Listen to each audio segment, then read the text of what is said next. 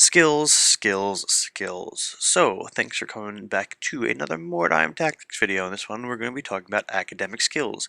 So, in the description below, there is a link to the PDF that I've put together. Actually, it's a spreadsheet in Google Docs, so you can check that out. Click that below, and you can follow along there if you'd like. So this is just a screenshot of a portion of it, and it has the academic skills, in addition to the academic skills from Town 7, which are official skills as per GW put out in Town Crier. You could find them at mordheimer.com. So I will go down through the ones that are in the core book, and then I'll kind of touch on the Town Crier ones just to give you an idea, even though they're not really anything I usually try to use in our campaigns. So, first up, Battle Tongue. This is an ability that allows your leader to add 6 inches to his leadership range. I usually don't take this one too often. It's more of a late game for me because I'd rather just soup up my guys and make them either more, I guess, better at ramping up your warband, or maybe with Skaven. I have done it with my Skaven a bit because sometimes if you're playing a lot of warbands that cause fear tests and whatnot, having your lower level Skaven guys get some buffs from the leader, you can do that, but otherwise I'm not a huge fan of this ability. I should knock off the survivability though. There should be an X there though, because thinking about it, it allows your guys to pass all lone tests better. It allows them to pass fear tests when need be. It does, I guess, increase combat effectiveness when it comes to all lone tests because your guys won't be running away if they're using a better leadership. But anyway, it's really only good to be comboed with a substantial leadership advantage on the leader. So if you're playing a warband where everybody's leadership 9 or everyone's leadership 7 and then your hero is leadership 8, you know what, it's nice. You do have an advantage, but it's not substantial. Where if all your guys are leadership, 8, and then your leader's leadership 10, that's pretty big. I would suggest it then, but other than that, not too crazy. Next up is Sorcery. This skill may only be taken by heroes that are capable of casting spells. A warrior with this skill gains +1 to his rolls to see whether he can cast spells successfully or not. Note that Sisters of Sigmar and warrior priests may not use this skill, because they're using prayers, not casting spells. So the fun thing about this spell, or this ability, is if you already have a spell that you like, then go with this ability. This way you can go ahead and cast it more easily. So the other thing is if you just pick another spell, you might get the same spell that you have, in which case you add +1 to casting it, or subtract 1 to the difficulty, or you might get a different spell entirely, and it might be a spell that's harder to cast. So Sorcery is good to pick if you have a spell that you already like. I know some people will sometimes allow you to pick your second spell, so that's a different variable in whether or not you want to take Sorcery, but I like to take Sorcery because I've got Black Fury or some other spell that I like, and I want to get it off more easily. It does increase your shooting effectiveness because, remember, in Mordheim, magic and shooting are in the same combat phase. Sorcery, pick it early if you have a spell that you like, or pick it mid-game after you get a spell that you like. Alright, next up, Streetwise. I love this one. Streetwise is an ability that lets you add 2 to the roll when looking for random items. This is more of a mid-game, mid-campaign, end-of-campaign item. It's skill. I really do like it, though. Some people pick it right off the bat if there's certain things that they're looking for. In my campaigns, when I'm running my warband, I pick very common and cheap items at first until I build up a lot of shards and gold, and then later I'll pick up Streetwise and try to find the items that I want. Especially if you're playing a warband that's got unique items to you. For example, if you are playing a Skaven and you want to get another set of warp lock pistols, a brace of them, and let's say they're rare 10 or 11, maybe pick up Streetwise so you can find it more easily. So I like to take it later when I know I've got more money to even bother looking for such rarer and more expensive items. I do say it does increase the shooting effectiveness of your army because there are a lot of rare items that are shooting items that you can only get by rare rolls. For example, guns. I'm pretty sure you can't just pick up and find a gun like you can a crossbow, so you have to search for those items. Also, it does allow you to ramp up your warband just strictly by the fact that you are increasing your effectiveness on your items because you're getting more rarer and more effective items. Streetwise is good to team up with Haggle, and I might as well just go into Haggle right now. Haggle allows you to deduct 2d6 gold from the cost of a single item, and you can use this once per post-battle sequence. So, let's say you do go ahead and find your rare 10 item, and let's say it's 60 gold, or let's say it's 50 gold plus 2d6. So then it ends up being 60 gold. And then you subtract 2d6 and you get lucky and you roll 12. You get the item for a little bit cheaper. So there is that variable on cost going up, but it also has that variable with haggle that you can bring the cost down. So if you're going for a gun and it's, rare 8, a gun is rare 8 and it is 35 gold crowns, with Streetwise, you end up getting it at rare 6. And then with haggle, you're able to bring that 35 gold crowns down to, let's say, 25. So it's a nice little combo there, depending on which one you want to pick up first or second. I usually go for haggle first and then Streetwise later. This way I can get middle, rarity items. Let's say I do want a gun. Then the +2 is helpful, yeah, but 8's not impossible to roll, and I'm probably only going to be buying one gun. So I have, 2 or 3 heroes, 3 or 4 heroes that could search for that one gun. Alright, next is Arcane Lore. Not really a big fan of this spell. This spell allows any warrior with the ability to learn magic from a Tome of Magic. So a Tome of Magic, let's first start off, is about 200 gold crowns plus d6 times 25. It is super expensive. I would never pursue this. But if for some reason you decide to, or you get a Tome of Magic from a scenario or the exploration chart, then you know what? Fine. Have one of your heroes take Arcane Lore because it essentially makes them a caster that isn't already one.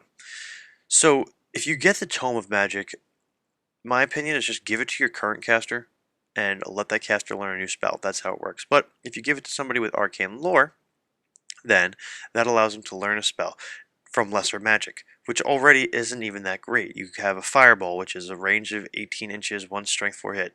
It's okay, not worth, 300 plus gold. One is you can move the wizard 12 inches and into combat. Now that's not bad if, let's say, it's a fighting hero that can now move 12 inches into combat. That's awesome. There's one Dread of Armar. That spell allows you to, call the leadership test and then someone flees. Silver Arrows is 2d6 strength, 2d6 plus, I'm sorry, d6 plus 2 arrows, which the wizard can shoot. Which, if you've got a shooting guy, then you know what? It might be worth it. If you don't have a shooting guy, it's not worth it. You can have the luck spell, which allows you to reroll some dice during your turn. The only one that I think is really worth it, if you get this spell, which at the end of the day it's over 200, 300 gold, you have to spend a skill on Arcane Lore, and then hope you get the Sword of Rezabel. But if you do, then that's great. That is probably, by chance, one of the luckiest things you can do. But this spell gives you +1 attack, +2 strength, and +2 weapon skill until you fail leadership test and lose it. If you can get to that point where you get all those things, that's great. If you have to spend tons of gold and tons of wasted skills on getting it and search rolls on getting this, it's a waste of time. But it is an option if that's something you're into. Next is Weirdstone Hunter. The warrior has an uncanny ability to find hidden shards of Weirdstone. If a hero with the skill is searching the ruins in exploration phase, you may reroll 1 dice when rolling on the exploration chart. So that's pretty cool. You roll up a 1 on one of your dice that you roll, you can reroll that 1 die. That's worth it because that 1 reroll can make the difference between 3 Weirdstone shards and 4 Weirdstone shards. Next we have Warrior Wizard. This skill may be taken only by a spellcaster, and they are now allowed to wear armor. That's pretty useful if you find yourself with some heavy armor or some ground roll armor. You know what? It's not bad. So it says you can wear armor. So if your caster isn't running around like a crazy boss to begin with, then get him some heavy armor and a shield. That'll make him a lot more survivable, and you don't have to worry about that -1 movement that you have because he shouldn't be running anywhere. So that's Warrior Wizard. It's a good combo with Step Aside or Dodge because you have some armor. You're trying to increase his survivability, which I didn't X off there, but Step Aside, Dodge, and then some armor keeps him alive. Um, Increases his shooting effectiveness and his combat effectiveness by, I guess, staying alive and shooting, allowing him to run out and cast magic without being afraid of dying. Because when you're out there without a dodge or armor, you're pretty much out there. And you've got no armor and low toughness, the wizard usually dies pretty quickly. So, survivability, combat effectiveness, and shooting effectiveness does increase with Warrior Wizard. So now we can move on into the academic skills that were found in the Town Crier 7, and you can also find them at Mordheimer.com. So one of them being a scribe. The first is scribe. Scribe essentially allows the caster to write a scroll once per game that allows him to cast the spell better. So he gets +2 once per game at the difficulty. So if you got that spell, you really need to get it off at a certain point. It's a useful spell. I just don't really like it though. I say it's more of a late game or don't take it at all. So if you're interested in that, you know, it's all right. One thing with these things is you have to decide whether your warband or your wargaming group is going to use them or not. They are put out by Games Workshop, so I guess they're official, and that's why they are also on Mordheimer.com. But there was a lot of things in the Town Crier that are kind of pick and choose, so you got to figure out what you want to use or what not. None of these are overpowered though, so I don't think they're imbalanced. Alright, next we have up is Mind Focus. For Mind Focus, the warrior possesses a great strength of mind, which allows him to concentrate beyond the levels of most normal men. This skill may only be taken by a warrior capable of using prayers or spell casting. When using a spell or prayer, the warrior may use this skill to reroll 1 dice rolled in the difficulty roll. I would say take this before the other one at +2 because this one you get to use every time you cast a spell, which is by far much more useful at getting that spell off than Scribe. So Tactician is pretty useful. I would say mid-campaign use. It definitely increases combat, shooting, and warband ramp up just because it allows you to get you guys further into the battlefield. Now this doesn't really apply to my gaming group because we do group games and deployment is much more fixed, but in a one-off game you have the whole table edge and you get to deploy 8 inches in. And in this case of Tactician, 12 inches in. Now, this ends up kind of breaking the game a little bit when you get much more of an advantage on moving than your opponent, which is why, at least in my wargaming group, we have banned skills like Sprint, which allow you to triple move. It just gets a little ridiculous. And abilities like, what's the skill? Infiltrate. Infiltrate allows you to end up anywhere on the battlefield, which allows you to start relatively close to an objective or an item or a treasure chest, and it's just not as fair. But that's up to you and your group to decide which skills to ban and which not.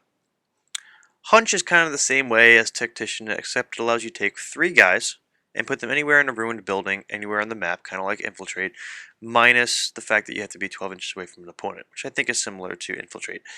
It allows you to get a huge advantage on the battlefield, kind of little broken in certain games, but it is what it is. Magical Aptitude is more of a end campaign skill in my eyes. It's kind of risky. Unless you have a nice souped up caster with a high toughness, it's worth it. Otherwise, I would leave it out. It essentially allows you to cast a second spell if you pass a toughness test for your caster. So 2 spells in turn would be good if you've got 2 good spells. Most of the spells in Mordheim aren't that amazing. But the thing is, if you fail this toughness test, you end up rolling out injury immediately. And getting knocked out of action on a 33% chance, that's really not worth it. So the last one here is Charioteer, which I don't even know too much about. It allows you to ride chariots. So in certain rule sets, it might be worth it if you're doing Lustria and you're more open field games, or if you're in the Burning Empire expansion, it might be worth it. The thing is, though, I don't know how much a chariot is and when you'd find it. This one is actually in Town Crier 18, by the way, so you gotta check that out. And I'm sure there are a lot of other skills scattered around the Town Criers that, you know, you can add to this list, and if you do find them, I'll gladly go over them. I'm just not searching for them personally. And, you know, some of them are great, some of them aren't. Now, there are a lot of skills that apply to certain warbands that certain warbands are allowed to take, and there are other ones that come with certain expansions. Like if you're looking for like the ability is to jump on a horse or even ride a horse, because you need a skill to ride horses. You need a skill that allows you to run onto the horse and jump on and ride in the same turn. So there's always little skills here and there. A handful are official, a lot are experimental, and then some are fan-based. So you gotta figure out which works, which doesn't, and these academic ones from Town Crier, you know, use your head, decide whether they're fair or not, and then apply them to your possible skills that you guys can choose. So that's it for academic, and I will see you guys in the next one.